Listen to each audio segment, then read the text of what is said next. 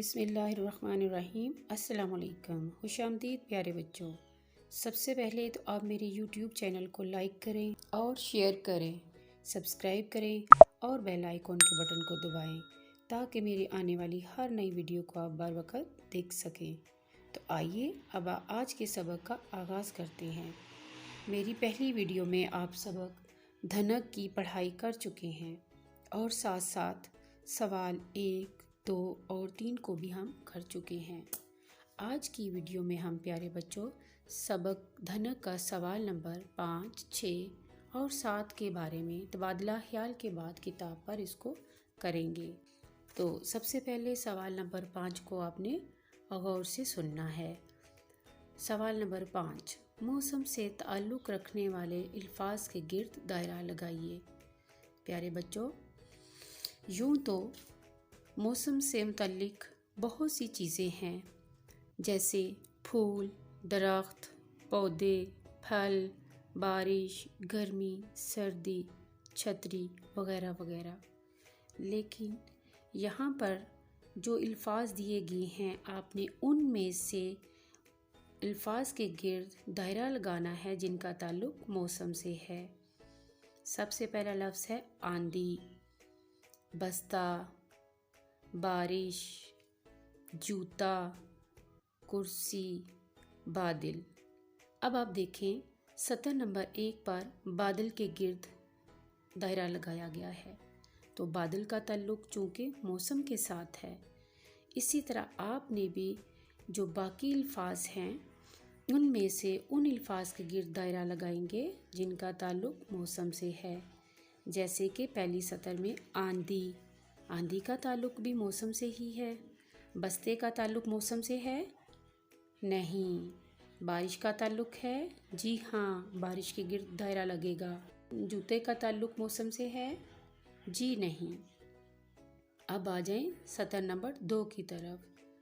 دھنک، دھنک کا تعلق ہے موسم کے ساتھ؟ جی ہاں، اس کے گرد آپ دائرہ لگائیں گے۔ روشنی، روشنی کا تعلق بھی موسم کے ساتھ ہے۔ سردی، سردی کا تعلق بھی موسم کے ساتھ ہے۔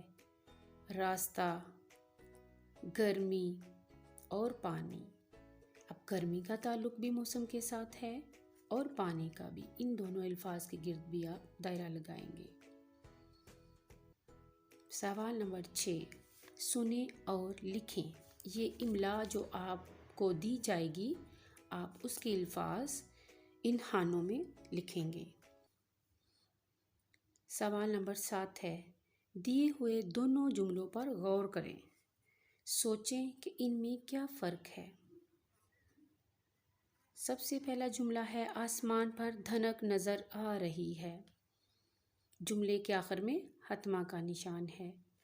دھنک کیسے بنتی ہے؟ یہ سوال کیا جا رہا ہے اور اس کے آخر میں سوالیہ نشان ہے۔ دیے ہوئے جملوں کے آخر میں حتما یا سوالیہ نشان لگائیے۔ تو میں امید کرتی ہوں کہ پیارے بچوں آپ کو اوپر دی گئی جو امثال ہیں ان سے کسی حد تک اندازہ ہو گیا ہوگا کہ سادہ جملوں کے آخر میں حتما کا نشان لگایا جاتا ہے، اور جن جملوں میں کسی قسم کا کوئی سوال کیا جاتا ہے یا سوالیہ الفاظ استعمال ہوتے ہیں، جیسے کیا، کیوں، کیسے، کب، وہ سوالیہ جملے ہوتے ہیں اور ان کے آخر میں ہمیشہ سوالیہ نشان لگاتے ہیں۔ تو آئیے ہم جملے کو پڑھتے ہیں۔ بارش سے موسم ٹھنڈا ہو جاتا ہے۔ کیا اس میں کوئی سوال کیا جا رہا ہے؟ نہیں، یہ ایک سادہ جملہ ہے اور اس کے آخر میں آپ نے حتما کا نشان لگا دینا ہے۔ دوسرا جملہ، کیا آپ کو بارش پسند ہے؟ جی ہاں، یہ سوالیہ جملہ ہے، اس میں سوال کیا جا رہا ہے اور اس کے آخر میں آپ سوالیہ نشان لگائیں گے۔ تیسرے جملے کی طرف آ جائیں۔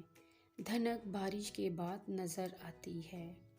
یہ بھی ایک سادہ جملہ ہے، اس کے آخر میں آپ حتما کا نشان لگائیں گے۔ دھنک میں کتنے رنگ ہوتے ہیں؟ اس میں بھی سوال کیا جا رہا ہے، لہٰذا اس جملے کے آخر میں بھی آپ سوالیہ نشان لگائیں گے۔ آخری جو جملہ ہے، آپ کو سردی کا موسم کیسا لگتا ہے؟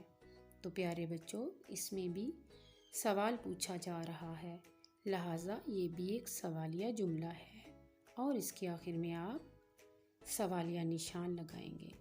میں امید کرتی ہوں کہ آج کی ویڈیو سے آپ کو سبق کی بخوبی سمجھ آ گئی ہوگی۔ ویڈیو دیکھنے کا بہت شکریہ، خیال رکھیے گا اپنا، اللہ حافظ۔